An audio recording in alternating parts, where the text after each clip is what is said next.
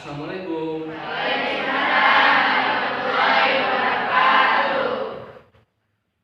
Apa kabar siang ini anak-anak? Alhamdulillah. Baiklah anak-anak semua. Perkenalkan, nama saya Jajang Lukman, kelas Pendidikan Agama Islam, Pendidikan Profesi Guru dalam jabatan 2021. Pada kesempatan siang hari ini, saya akan mempraktekkan ataupun memberikan pembelajaran tentang pendidikan agama Islam, materi semua bersih menjadi lebih indah. Baiklah anak-anak semua, sebelum kita memulai pembelajaran, alangkah baiknya kita untuk berdoa terlebih dahulu. Silakan kepada KM untuk memimpin doa pada siang hari ini. Silakan. Baiklah, sebelum kita memulai pembelajaran, kita berdoa terlebih dahulu. Berdoa dan hati mulai.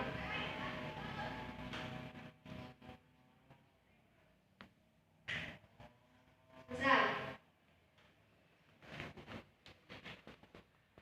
Sebelumnya Bapak akan absen terlebih dahulu. Siang hari ini siapa yang tidak hadir? Pak. Siapa? Saya Pudin. Saipudin dan Rifa. Kemana Saipudin dan Rifa? Apa? Alfa sudah keterangan ya.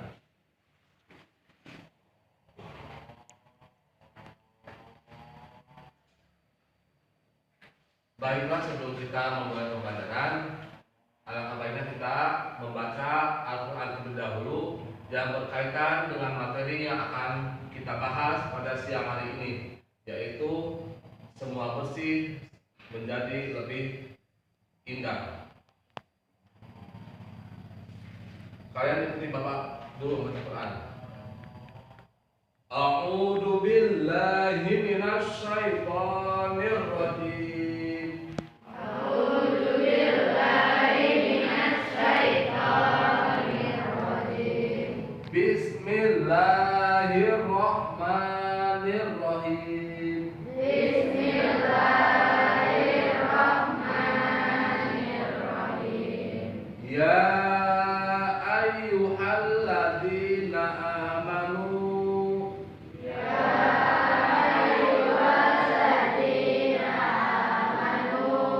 idza kuntum ilas sholati fagsilu wujuhakum wa aydiyakum ilal marafiqi wamsahu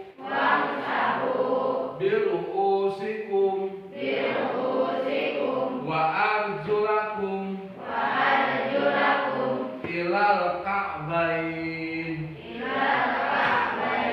Shadaqallahul adzim. Hidup bersih semua menjadi indah. Hidup bersih di sini adalah kaitan dengan bersuci ataupun toharoh. Di sini ada dua bagian. Yang pertama ada hadas besar dan hadas kecil. Ada hadas besar dan hadas kecil. Ada yang tahu tidak bagaimana cara membersihkan hadas kecil? Ada yang tahu? Baiklah, aku menjelaskan bahwa hadas kecil itu diadanya sesuatu yang keluar dari dubur, seperti kentut ataupun buang air besar. Yang keduanya adalah ketika kita menyentuh kemaluan, itu juga sama termasuk hadas kecil. Yang ketiganya hilangnya akal sehat karena tertidur ataupun karena tidur. Bahwa itu juga termasuk salah satu hadas kecil. Yang keempatnya adalah bersentuhan antara laki-laki dengan perempuan yang bukan muhrimnya. Baiklah, kalau Bapak jelaskan pertama terkait tentang hadas kecil ini. Karena berkaitan dengan toharoh atau bersuci, ketika kita akan mulai sholat pun, apabila kita melanggar hal-hal yang berkaitan dengan hadas kecil tadi, maka tidak sah, harus berwudu kembali. Walaupun kita sudah berwudu tapi kentut misalkan, berarti harus batal, harus wudu kembali kalau kita mau sholat. Begitu juga ketika bersentuhan antara laki-laki dengan perempuan dan bukan muhrimnya, tetapi yang sudah dewasa tentunya, itu juga membatalkan wudu kalian. Apalagi kalau misalnya setelah buang air besar, itu juga sama. Bahkan dalam ayat tadi dijelaskan bahwa di sini dijelaskan artinya, wahai orang-orang yang beriman, apabila kamu hendak melaksanakan sholat, maka basuhlah wajahmu, muka, wajah. Jadi harus benar-benar bersih, benar-benar rata. Jangan sampai ada yang tertinggal. Kemudian basuhlah tanganmu sampai ke siku. Pastikan ketika kita sedang berwudu itu air sampai ke siku kita, baik kiri ataupun kanan. Jadi jangan sampai tergesa-gesa, supaya ibadah kita benar-benar sempurna. Kemudian dan basuhlah kedua kakimu sampai mata kaki tentunya. Jadi jangan tergesa-gesa. Jadi yang penting wudu kita sempurna, dari muka, tangan sampai siku, begitu sampai kaki, sampai mata kakinya. Jadi semuanya harus bersih. Jangan sampai ada kotoran-kotoran yang masih tersisa, baik itu coretan-coretan pensil, pulpen ataupun yang lainnya. Usaha ketika berwudu itu semuanya benar-benar bersih, tidak ada lagi kotoran yang menempel pada tubuh kita. Nah, itu adalah mulai hadas kecil yang cukup dengan berwudu kita membersihkannya ataupun menyucikannya. Yang keduanya adalah hadas besar.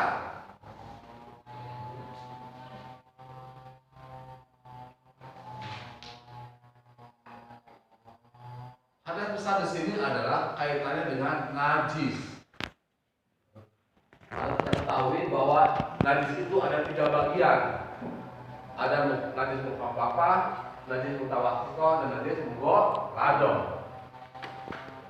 Yang mana di antara ketiga najis ini semuanya benar-benar harus dibersihkan tatkala kita mengenai najis tersebut. Yang pertama ada najis mutawassithah, najis yang sedang, jadi kecil tidak, ringan, berat tidak. Contohnya apa? Ketika kalian terkena air kencing bayi laki-laki yang belum berumur 2 tahun. Misalkan kita sedang mengais anak kita, tiba-tiba anak tersebut pipis mengenai baju kita, itu najis, sudah termasuk najis. Bagaimana cara membersihkannya? Yaitu cukup membersihkan bagian yang terkena air kencing tersebut sampai hilang baunya. Jadi sampai hilang baunya. Walaupun sudah bersih, tapi kalau baunya masih ada pipis tersebut, maka tidak sah sholatnya ataupun wudunya batal. Jadi harus benar-benar bersih. Yang keduanya adalah ketika kita menginjak kotoran manusia ataupun kotoran hewan. Misal ketika kita sedang jalan, tiba-tiba tidak sengaja kita menginjak kotoran hewan, itu juga najis. Jadi harus dibersihkan dengan menggunakan air yang bersih, hilang kotorannya, hilang juga baunya. Kalau masih mau apa yang ringan, tadi jalan-jalan di sini adalah cukup dengan membersihkannya saja. Tidak harus menggunakan apa-apa, tapi dengan menggunakan air saja sudah cukup. Misalkan ketika sedang sholat tiba-tiba ada cicak yang buang kotoran kena baju kita, itu tidak sah sholatnya. Kita sedang sholat, sedang khusyuk, tiba-tiba dari atas ada kotoran cicak yang jatuh kepada pakaian kita ataupun kepada tempat sujud kita pada sajadah, maka tidak sah sholatnya, harus membatalkan dan kembali untuk membersihkan. Yang terakhirnya adalah tentang najis mughalladhah, najis yang berat. Kenapa dikatakan berat? Contohnya adalah ketika seseorang terkena jeratan anjing. Kita sedang jalan, tiba-tiba ada anjing yang mengejar kita, maka sampai kita bisa digigit ataupun mengenai kulit kita, maka itu sudah termasuk najis mughalladhah. Dan cara membersihkannya pun berbeda dengan kedua najis yang tadi. Najis mughalladhah di sini adalah harus menggunakan 7 air yang mengalir, yang mana pada basuhan yang terakhir di 7 air ini harus dicampur dengan tanah yang bersih. Jadi untuk basuhan 1 sampai 6 itu cukup dengan air saja, tapi yang harus yang mengalir, misalkan di pancuran, di selokan, ya. Dan yang terakhirnya harus menggunakan air yang dicampur tanah yang bersih. Itu cara membersihkan najis mughalladhah, najis yang berat. Akan tetapi ketika misalkan kita sedang berjalan keringan, air tidak ada, sumur pun tidak ada saat, sungai mengering, kita untuk berwudu tidak ada susah, maka dikasih keringanan oleh Allah itu yaitu dengan cara bertayamum. Bertayamum itu diperbolehkan kalau memang benar-benar dalam keadaan darurat, tidak ada air, tetapi dalam itu wilayah. Sekarang bagaimana kalau kita sudah bertayamum kemudian sholat, tiba-tiba turun hujan? Apakah sah atau tidak sah? Maka sholatnya tidak sah. Kalau tiba-tiba ada air, jadi batalkan sholatnya, kemudian kita berwudu kembali dengan menggunakan air. Jadi bukan dengan tanah, tapi dengan pasir. Dan menggunakan pasir kita diperbolehkan untuk bertayamum. Kalaupun tidak ada pasir, kita boleh menggunakan benda-benda yang ada di sekitar kita, ataupun apa saja yang memang benar-benar dalam keadaan darurat. Misalkan kita sedang sakit, tidak boleh terkena air. Misalkan apabila terkena air, maka sakit kita itu bisa bertambah parah. Maka dianjurkan untuk bertayamum. Bagaimana caranya bertayamum? Sangat mudah. Berbeda ketika kita dengan berwudu. Misalkan Bapak contohkan untuk cara bertayamum menggunakan tembok, itu diperbolehkan. Kalian cukup menempelkan pada tembok tersebut, ya, kemudian diusap-usap seperti ini, baru diusapkan pada muka atau wajah kalian selama 3 hari. Usahakan di tempat yang berbeda.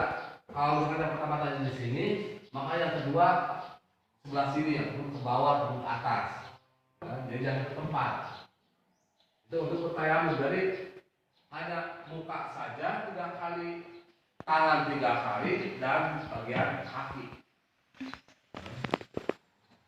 Sangat mudah.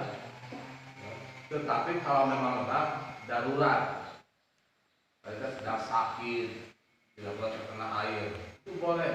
Ataupun sedang dalam kendaraan, kita mau pergi keluar kota, itu boleh-boleh saja. Yang penting kita tetap melaksanakan sholat. Jangan sampai gara-gara tidak ada air, gara-gara tidak bisa bertayamum, kita meninggalkan sholat.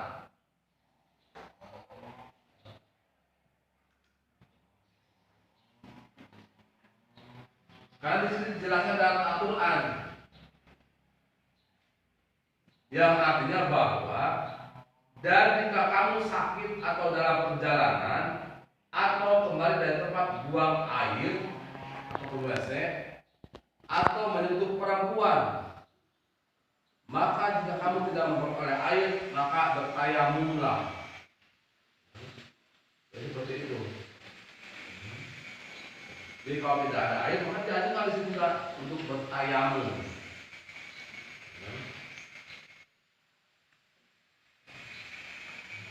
Setelah itu adalah untuk najis besar.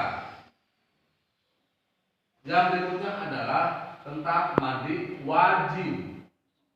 Mandi yang diwajibkan.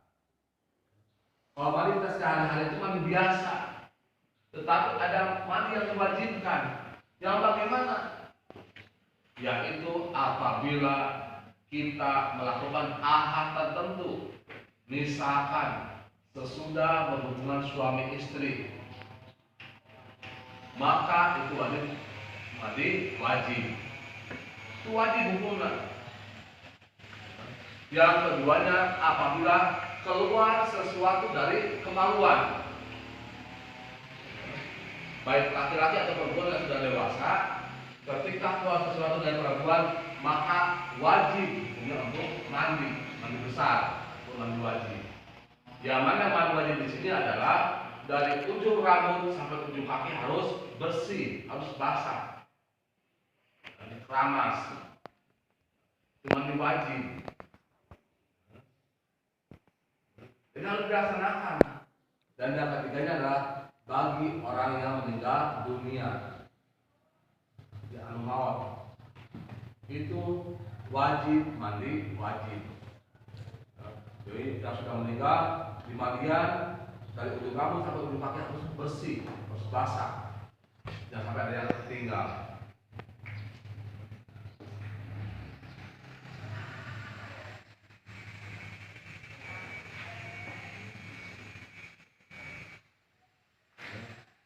Nah, itu adalah tentang tata cara bersuci, baik menggunakan air, bertayamum, dan juga mandi besar.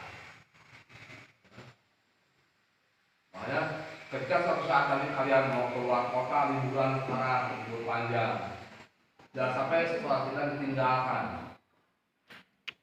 Kalau menggunakan kendaraan umum, kita bisa sholat dalam kendaraan. Walaupun kendaraan tersebut belok kiri, belok kanan, nanjak dan misalnya, tetap sholat kita itu sah apabila memenuhi syarat-syarat yang tadi, yaitu dengan cara bertayamum. Jadi, dari bahwa tidak ada alasan untuk tidak sholat, terkecuali haid bagi perempuan. Jadi untuk laki-laki khususnya, jadi wajib sholat dalam keadaan apapun, baik sedang sakit, sedang dalam perjalanan. Jadi sesibuk-sibuknya kita bekerja, belajar, tetap sholat itu harus diutamakan. Karena kewajiban bagi sikap muslim dan muslimah.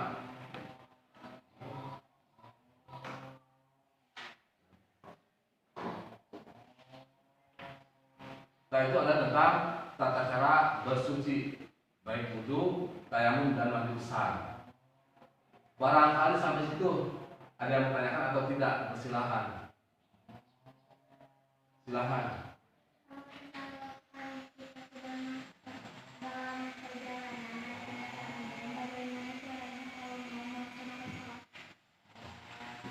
ketika Lia misalkan mau keluar kota, karena 2 minggu lagi kalian akan libur panjang, libur tahun baru, mau jalan keluar kota. Bagaimana caranya sholat ketika kita dalam kendaraan umum ataupun naik bis ataupun kereta misalkan? Tadi caranya adalah kita dengan cara bertayamum. Kemana tayamum? Yaitu ke tempat duduk ataupun ke kursi, baik ke kursi yang depan ataupun ke kursi yang kita duduki. Itu boleh-boleh saja. Yang penting niat sholat kita itu benar, tidak ada yang salah. Berwudu kita pun benar, tayamum kita pun benar, maka sah sholatnya. Walaupun kendaraan tadi kan belok kiri, belok kanan, nanjak, turun dan sebagainya, tapi tetap sah. Tatkala kita sudah melakukan tayamum, jadi disahkan oleh agama pun. Daripada kita tidak melaksanakan sholat. Nah, itu untuk cara bertayamum dalam kendaraan. Kalau dalam kita naik kendaraan pribadi, ya kita masih bisa belok untuk istirahat ke rest area, ke masjid. Tapi kalau naik kendaraan umum kan tidak mungkin kita minta turun di tengah jalan untuk sholat dulu. Makanya dianjurkan ataupun diperbolehkan untuk bertayamum.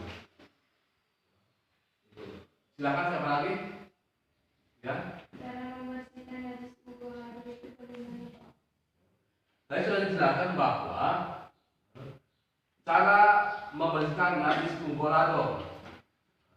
Sekali lagi bahwa cara membersihkan najis kumbolado itu tadi kita harus menggunakan tujuh air yang mengalir. Di mana ketujuh air di sini? Salah satunya yang ketujuh itu harus dicampur dengan tanah yang bersih atau yang suci. Jadi sudah mengalir. Itu untuk cara membersihkan najis kumbolado. Sehingga najisnya pun hilang, kita pun bersih atau suci kembali. Nah, itu adalah mengenai tata cara bersuci, baik berwudu, bertayamum, dan juga mandi besar atau mandi wajib. Jadi kita sudah mengetahui ketika kita terkena hal-hal yang tadi dijelaskan, maka kita bersegera untuk membersihkannya. Apapun yang kalian punya hewan peliharaan, itu silakan saja, tetapi ingat antara najis itu harus dibersihkan. Jadi jangan dibiasakan. Kalau kita sering bergaul dengan binatang-binatang yang diharamkan, jadi ingat juga cara membersihkannya bagaimana. Jangan sampai menjadi penghalang bagi ibadah kita ataupun sholat kita. Jadi harus sudah dibersihkan, baik kotoran ataupun yang lainnya. Karena dengan hidup kita menjadi bersih, maka kita pun akan menjadi nyaman. Dia bukan hanya terhindar dari penyakit saja, tapi kita pun akan merasa nyaman. Makanya biasakan ketika kita berwudu, bertayamum itu, jadi seluruh anggota yang dibersihkan itu benar-benar bersih. Jangan sampai ada kotoran yang masih tersisa.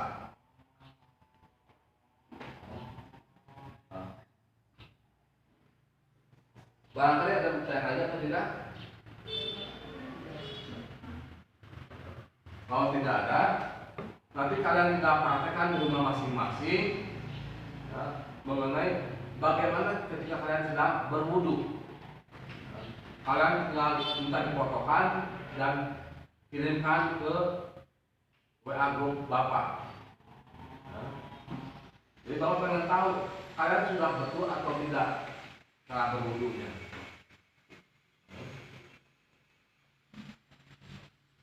Kalau tidak ada yang lagi untuk pertemuan kita pada siang hari ini sampai di sini, mudah-mudahan apa yang Bapak sampaikan dapat bermanfaat sehingga ibadah kita pun menjadi lebih sempurna lagi. Jadi jangan sampai dibiasakan Ketika kita terkena kotoran ataupun najis, maka kita harus segera membersihkannya. Sebelum ditutup, silakan kepada KM untuk menutup kembali dengan doa. Mudah-mudahan kegiatan ibadah kita hari ini benar-benar bermanfaat dan ketika pulang pun kita diberikan keselamatan oleh Allah Subhanahu wa taala. Dipersilakan kepada KM untuk menutup kembali dengan doa. Saudara hati mulai.